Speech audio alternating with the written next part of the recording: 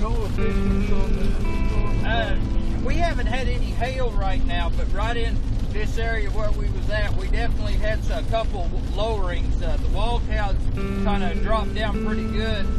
You could really see the inflow up into the storm, but we was getting kind of close to it, and the rain kind of cut us off from the storm, the wall cloud that we could see. So we kind of had to relocate a little bit so we could actually see what was going on.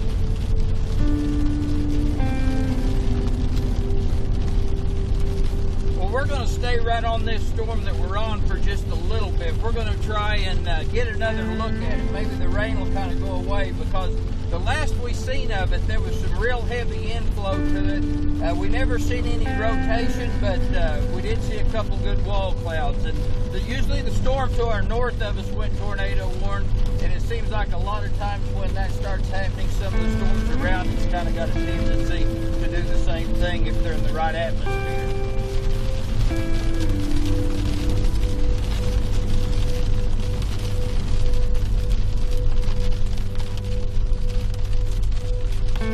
Funny but strange, just to know Brett Enders. Man, it is just rain wrap son of a gun.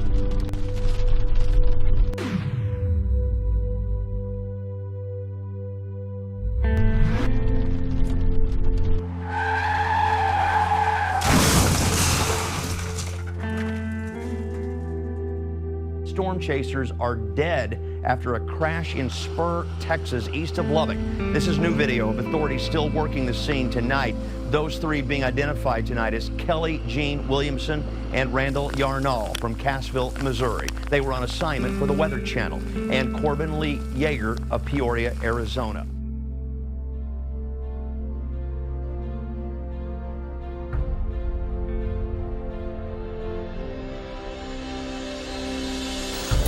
There's two of them.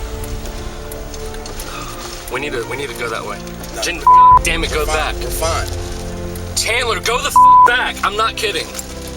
Really see that this is a developing situation, developing tornado. There you go. You see it? There you see it. Yeah. That was on the ground. That's on the ground. Got a tornado. Tornado on the ground. There's a tornado. All right, we've got this tornado, and again, this is going to be, I'm still depicting it. Yeah.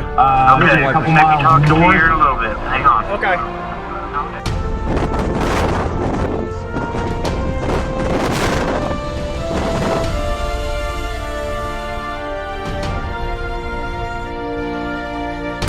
Stop now at the next exit, the next convenience store.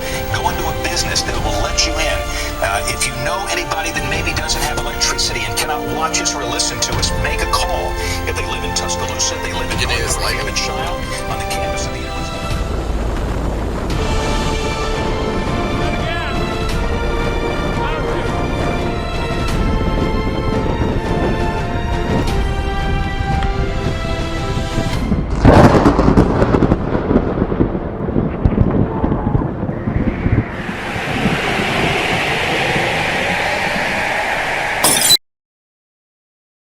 County thing real fast, just because I want to give a heads up that you see this just to the west of Ponca City. This too has a tornado warning on it, and this too is now tracking to the east and to the northeast. So, as a little kid, I was interested in two things. I was interested in broadcasting, I was interested in weather. Okay, I was kind of a TV news junkie, but I also like to watch the weather. It was a fascinating education in, these storms would come up quickly, and the guys would be on TV talking about tornado warnings, and I just found the whole process kind of interesting. And now your weather with Oklahoma's own Gary England. Tonight, clear and mild. Then we're going to have warm nights and hot days. Is that a surprise? As a kid, you always remember the legend Gary England, being in Chickasha. Again, I'm in second grade, and he's probably about 10 years into his career, and very young at the time and aggressive, and was to the end. But as my family kind of moved around the country, I can, name drop a few weather guys in different towns, Dave Murray in St. Louis and Jim Ganol in Columbus, Ohio. Those were the guys who were the hardcore meteorologists in those times. I think I loved watching whoever's passionate about it. It's like when you watch a baseball or football game, and if the announcer's into it, you're into it. But if they're bored, you're bored. And that's how I was. Those guys were into it. They loved it. You could tell every day, even on the quiet, boring days, they were still excited to be there. I like that contagious excitement. States. Now, for us, the increase of clouds, it's not really a storm, it's just this slug of moisture that's coming in from the Pacific. You can just see this feeding in, so a lot of cloud cover in this. In 1985, little old Joplin didn't have a PBS affiliate, but I saw that Nova had a special on about storm chasers. Across the United States each year, 1,000 tornadoes suddenly take shape. And those that find targets kill more than 100 people and cause $300 million in damage. And my dad had a satellite dish. Now, this isn't DirecTV or Dish Network. This is a satellite dish that's big as a house.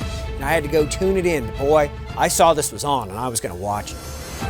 But now, modern science is fighting back, and these storm chasers in Oklahoma are pursuing the elusive tornado as never before, daring to get close enough to unravel its mystery, and possibly one day accurately predict and even help prevent its wrath.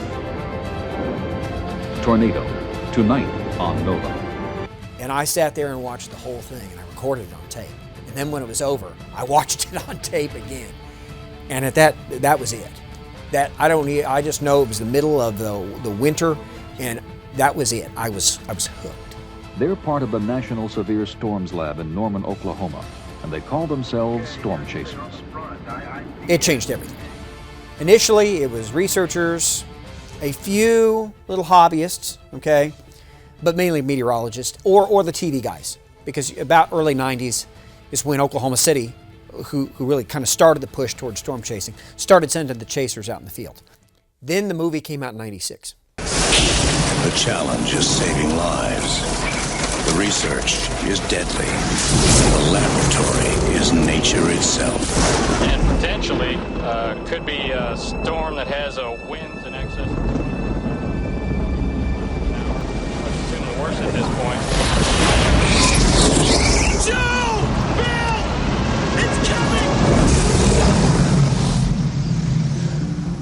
And everybody knew about it. It was no longer a secret that we just knew about down here, okay? I can kind of track in my mind the difference between the number of people that we saw out there in 91, the number of people that you saw out there in 98, where it was starting to grow. And then let's go a few years further, and then comes along data with cell phones, and then social media, and then live streaming that anybody can do, okay?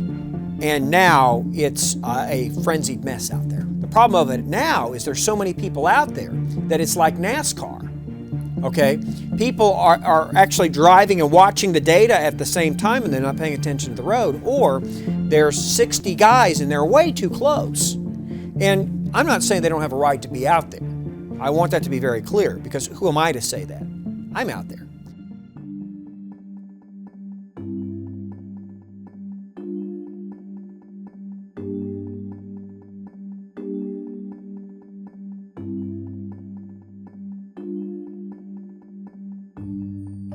It does not surprise me one bit about what happened out in West Texas. It's very tragic. But it goes to show you that sometimes around that thing, it's such a zoo. It's a spectator sport. And that's March, early April. You're not to the peak yet. In May is when it really gets silly, because you've got people that sell seats on chase tours. They exist. Extreme Chase Tour! Yeah!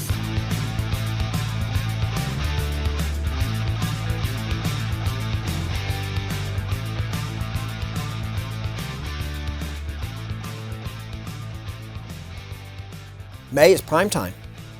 And if you want to see, people fly in from all over the world to go see them. 1,500 to sometime, it goes into the thousands for a week. Now that includes your hotel, but food's on you. For a good seat, if I remember right, and I'm totally just speaking here, they can go for $3,000 to $4,000. Now the pressure's on that guy driving that vehicle. And if there's a good day in central Oklahoma, they're all going to be there. And they're trying to get closest because they want the word to get out that you got your money's worth. Oh yeah, they're selling seats. They've been doing it for quite a while. They have every right in the world to be there. The problem of it is there are some that completely understand the rules of the road and being safe, and they're willing to forego. And then there are some that will do whatever it takes to get right there.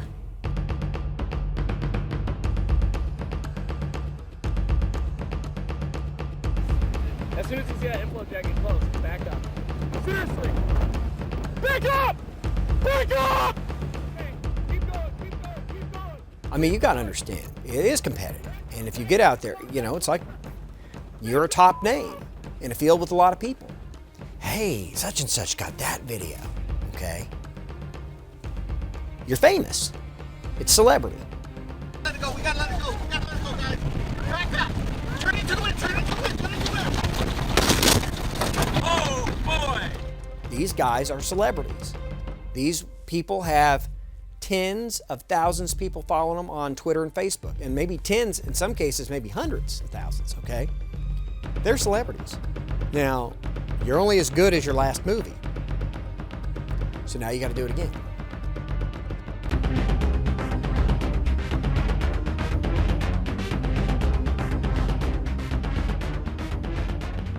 I do think it becomes a game of one-upsmanship.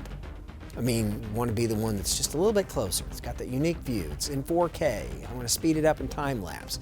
I'm going to put it out there on YouTube. Now I can monetize it, or I'm going to sell the video for something. That happens a lot. Now I'm making profit off of it. Everybody's got every right to be there, and yes, it's very helpful to get what's really going on. But let's just use some common sense. And that's the danger of trying to get so close. Yes, your video gets all over YouTube and it gets a gazillion views. Okay, I get it. Or you get the likes and the shares and now everybody's following your page and now you're an expert. Okay, I understand where that is nowadays. But the other side of it is you're not in control. We don't know if this thing can change directions. We're not experts. You know, when I went to Moore on May 20th, 2013, my daughter was just over 2 months old. And I thought of the children that were impacted when it hit the school, and so that made that harder. I came home, I went home that night, and we got to realize we got cut off. So in other words, we went I-44, I watched the thing form over here, I watched it explode right in front of me, and then it goes east I-44 and gets wrapped in rain. The road gets blocked, we don't see it, we can't drive any further, we're done. We drove around and we went back home. I was home by 6 o'clock. The thing happened at 3:30. But, you know, I went home and looked at my daughter and I thought, you know, this is different than in the past. You know, once you have that little 4-year-old, I'm an older first-time parent. Okay, so I mean, I'm 41 years older than she is. So, you know, I don't get quite all the time, but I want as much of it as I can get away with. And I've seen storms, and I'm willing to drive all the way to Nebraska and pull back out because I'm in danger. It's not worth it. And there's a whole car full of people. Everybody in that car is my age, and we all get the point. Everybody's kids are kind of different. I'm the one with the youngest by far, okay? There's one guy's kid's about going to college. But we're all like, no, we want to go home. You know, we don't have to be the front of the line. We can be at the back of the line. We're okay with it.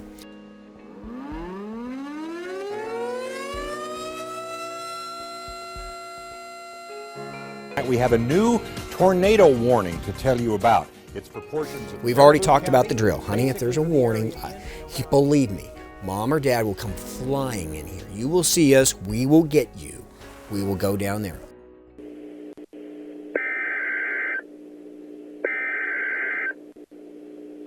The first tornado warnings were issued in Oklahoma City.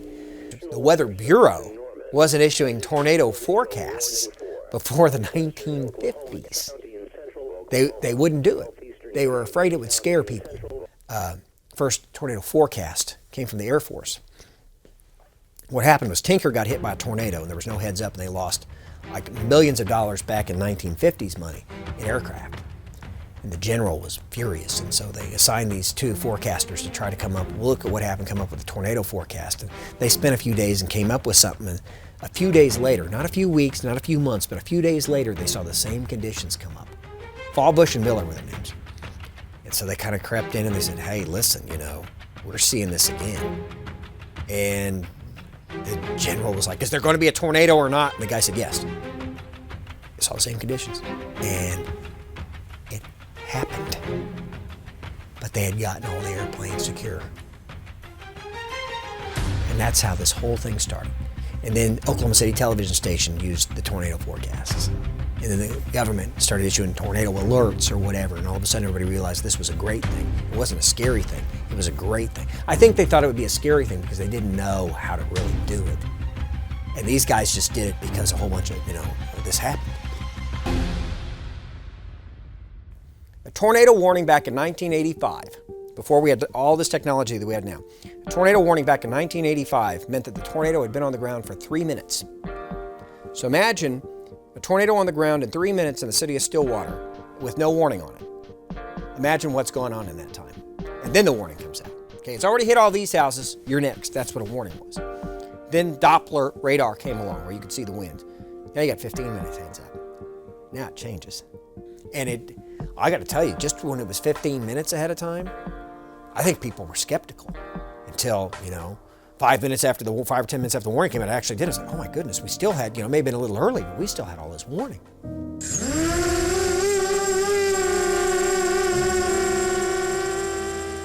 What we want to develop is what's called warn on forecast. Rather than developing forecasting models where we say, well, there's a large region where we have an elevated risk for severe storms, which is maybe very broad, and this may last for 6 to 8 hours. And it's not just, listen, they've been around a while. What he's trying to figure out, in my mind, now I haven't asked him this question, but he's trying to take it to the next level. What are the other applications for this? I love what they're trying to do with the tornado research, because I think part of it is, I don't know if Jamie intended to do this or not, but getting up in the air, now you're getting away from the zoo. UAV is brilliant. You can get a whole army of them out there in that pre-storm environment and figure out what's going on. We're using the expertise from all 4 of the different partner universities. So that includes Oklahoma State University, which is focused on the unmanned aerial vehicles, and University of Oklahoma, which is focused on meteorology. The other 2 being Kentucky and Nebraska, to really solve this very complex problem.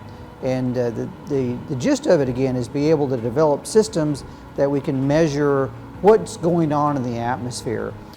Being able to use UAV for a TV station, what sets them apart right now here in Oklahoma City is the ability to have a helicopter or not. You've got to keep in mind, you only have one. And that one, you've got to pay to maintain it. But with these, we've got a UAV in my office. We have 8 batteries, fully charged. Okay, get it back down. How long does it take you to land one of those things? 30 seconds at most. Flip the battery, back up. Simple. Storm chasing is a vital part of the severe weather forecasting process because you'll have to really have eyes on a storm, particularly in terms of a cyclone or a tornado, to be able to confirm it.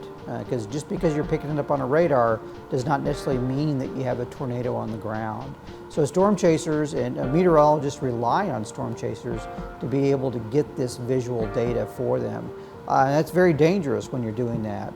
So having a UAV that would provide you some standoff distance, so you could be now 5 or 10 miles away from the storm, but still have a live video feed that not only goes back to the storm chaser who's controlling the vehicle, but also to the meteorologist live, and so that way they can confirm whether there's an actual tornado or not. What we want to get to is to the point where we can say there's going to be a tornado in this county in an hour. Nobody has answered the collective question. What's the thing that sets us from no tornado to tornado? What are we missing here? Because when we can answer the question, you've now increased the warning time. Remember how I told you before, it used to be 3 minutes after the tornado touched down, now it's 15 minutes before. Now what is it if it's an hour? What does that look like? That's a whole other world. That's something we've never thought about.